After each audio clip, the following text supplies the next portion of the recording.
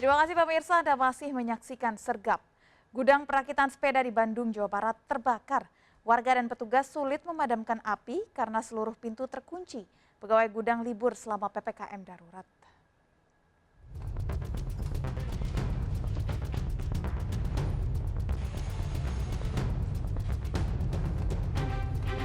Petugas damkar dibantu warga memecahkan salah satu bagian bangunan gudang perakitan sepeda di Jalan Abakan Ciparai, Kota Bandung untuk jalan penyemprotan air.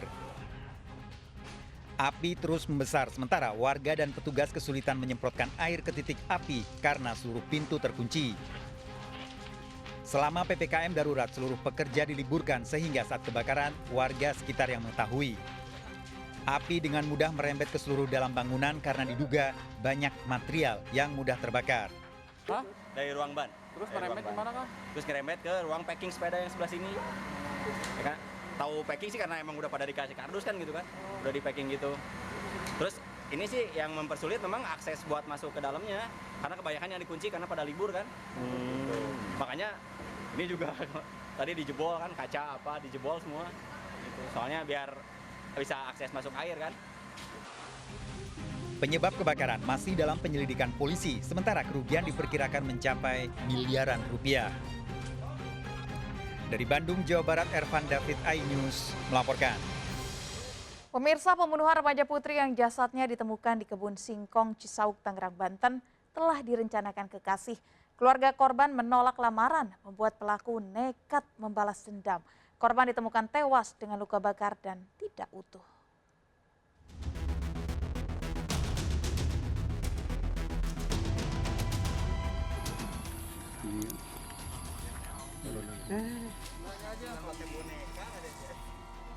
Utet, salah satu tersangka pembunuh remaja wanita di kebun singkong Desa Suradita Cisauk, Tangerang, menjalani rekonstruksi di tempat pembakaran mayat.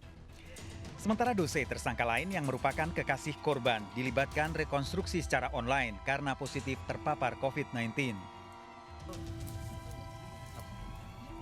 Utet merupakan sahabat dekat Dose yang sama-sama berperan merencanakan cara pembunuhan yang akan dilakukan.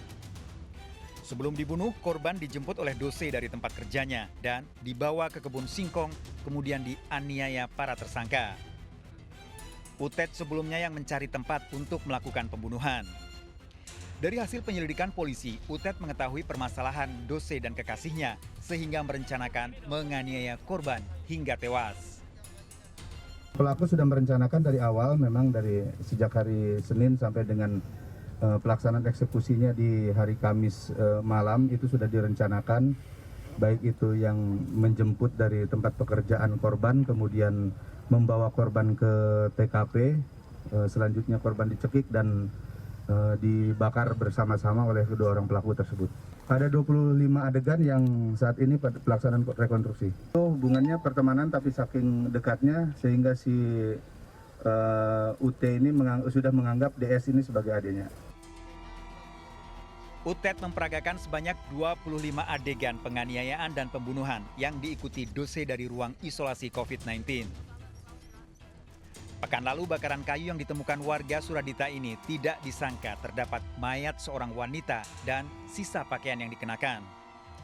Kondisi korban sudah tak bisa dikenali. Foto dan video mayat korban sempat viral di media sosial hingga diketahui orang tuanya dikenali dari pakaian. Korban Siti Zahra, remaja wanita berusia 19 tahun yang mengontrak rumah petak tak jauh dari lokasi temuan mayat. Korban ternyata dibunuh kekasihnya yang pernah melamar untuk menikah.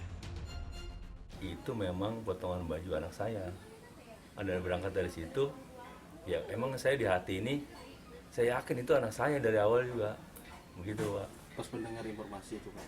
Pas mendengar informasi, saya lihat di gambar Facebook itu, pas saya terungkup itu, memang itu badannya anak saya udah kerasa di sini, di hati saya udah kerasa. 20 hari dari sekarang itu pernah mau minta anak saya itu, artinya mau nikah lah, mau nikahi anak saya.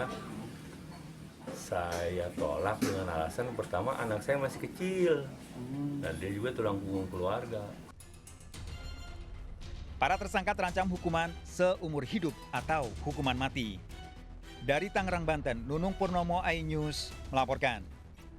Nekat menghadang truk demi konten di media sosial. 3 bocah di Bekasi, Jawa Barat tertabrak truk bermuatan tanah. Tragis, nyawa ketiga bocah ini tak bisa diselamatkan.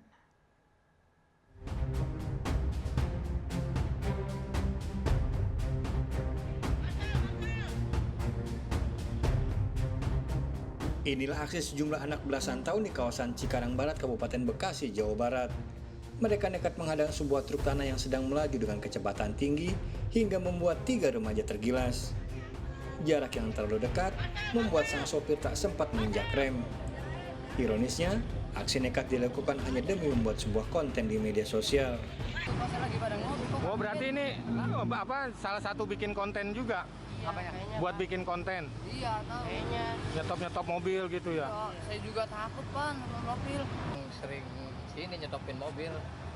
Mobil apa itu? Mobil tronton, yang gede. Setiap hari tuh? Setiap hari.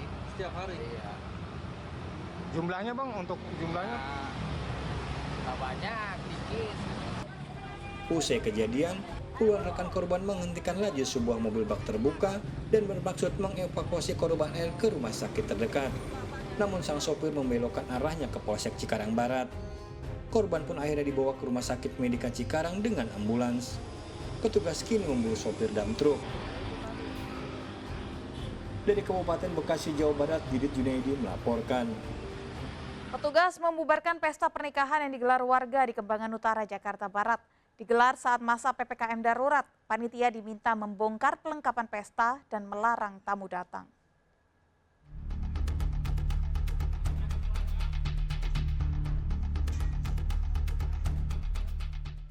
Petugas gabungan membubarkan pesta pernikahan yang nekat digelar warga di Jalan Ternate, Kembangan Utara, Jakarta Barat. Upaya pembubaran ini sempat viral di media sosial lantaran pesta diadakan di masa pandemi dan pemberlakuan PPKM darurat. Panitia pesta pun diminta membongkar kembali perlengkapan pesta dan melarang tamu untuk datang. Dan tim kita datang dan meminta supaya panitia melakukan pembubaran. Karena dilihat dari jumlah kursi juga sudah lebih dari 30. Kemudian dia juga menyatakan akan mengundang tamu yang cukup banyak. Sehingga kita lakukan pembubaran. Di masa pemberlakuan PPKM darurat, hajat pesta pernikahan dilarang karena khawatir akan terjadi kerumunan. Dari Jakarta, Miftahul Gani melaporkan. Pemirsa, polisi menggerebek gudang obat di Komplek Ruko Kalideres, Jakarta Barat. Disita ribuan obat untuk pasien COVID-19.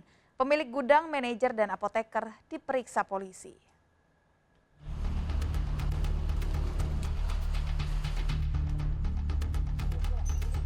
Ya pemirsa, kemarin Polres Jakarta Barat telah melakukan operasi dan juga melakukan penggeledahan terhadap salah satu gudang yang diduga ini menimbun obat untuk kebutuhan pasien COVID-19. Lebih dari sepekan ratusan kardus berisi ribuan obat untuk pasien COVID-19 ditimbun di gudang farmasi di Komplek Ruko Peta Barat Indah 3, Kalideres, Jakarta Barat. Penimbunan ini terungkap setelah polisi menggerebek gudang. Ironis, diduga ribuan obat COVID ini akan dijual dengan harga tinggi di Jabodetabek. Azithromycin ini, ya, ada percakapan dari pemilik PT ya, dari pemilik PT itu untuk tidak dijual dulu. Artinya ada indikasi untuk ditimbun. Ya. Kemudian ada salah satu juga permintaan dari salah satu customer yang menanyakan obat tersebut sudah ada atau belum, tapi Usai penggeledahan, pemilik gudang, manajer, dan apoteker diperiksa sebagai saksi. Selama proses penyelidikan, gudang tempat penimbunan obat ini disegel aparat. Mengenakan dugaan tindak pidana di bidang perdagangan dan juga penyakit menular, dan mereka bisa dikenakan dengan pasal 107 Junto pasal 29 ayat 1 Undang-Undang Nomor 7 Tahun 2014. Tim Liputan iNews melaporkan. Pemirsa, 3 pria pembuat konten mencuri boneka pocong di pos polisi Kota Madiun, Jawa Timur. Pelaku nekat mencuri di tengah keramaian hanya untuk menakuti temannya.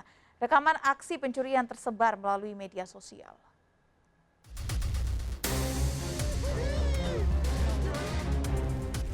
Dengan mengendarai sepeda motor, seorang pemuda nekat mencuri properti pocong yang terpajang di kawasan pos polisi lalu lintas Kota Madiun, Jawa Timur. Pelaku tak peduli lalu lintas ramai membawa pocong melalui jalan Ahmad Yani dan direkam oleh temannya. Aksi remaja ini tergolong nekat, pasalnya diorama pocong yang dicurinya berada di area pos Polantas di bantaran Kota Madiun. Pasca viral, tak butuh waktu lama petugas berhasil mengamankan 1 orang pelaku dan 2 rekannya yang merekam. Ironis, pocong ini dicuri hanya untuk menakut-nakuti temannya dan membuat konten di media sosial. Terus lo bikin video ya deh? Ya. Itu videonya buat apa? Buat senang-senang atau? Buat ketawa. Nyesel nggak? Nyesel, Pak. Nyeselnya kenapa? Ya bermasalah gini. Sampai ke Polresta Madiun. Yang bersangkutan salah satunya sedang siram-siram di halamannya.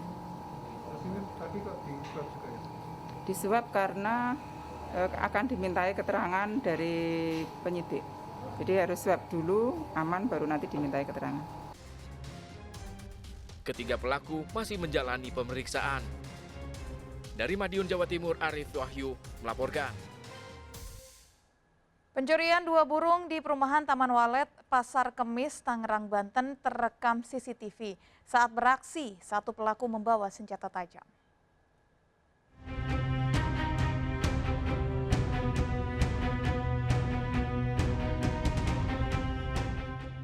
Dua pria turun dari sepeda motor dan memanjat pagar rumah korban di perumahan Taman Walet, Pasar Kemis, Kabupaten Tangerang, Banten. Pelaku mencuri 2 ekor burung dalam sangkar yang tergantung di plafon depan rumah. Dari rekaman CCTV terlihat 1 pelaku membawa senjata tajam. Di situ ada tetangga yang memang belum tidur, dia lagi mainan HP, sebenarnya udah curiga, lalu lalang bolak-balik curiga gitu loh. Akhirnya dia dari arah masjid masuk kemari, itu dia naik pagar. Setelah naik pagar gampang, mobil lesbak saya ada di dalam, mereka langsung naik mobil, gampang tinggal ambil. Selain burung, warga pemukiman ini kerap kehilangan sepeda motor, tabung gas, hingga jemuran. Dari Tangerang, Banten, Aimarani melaporkan.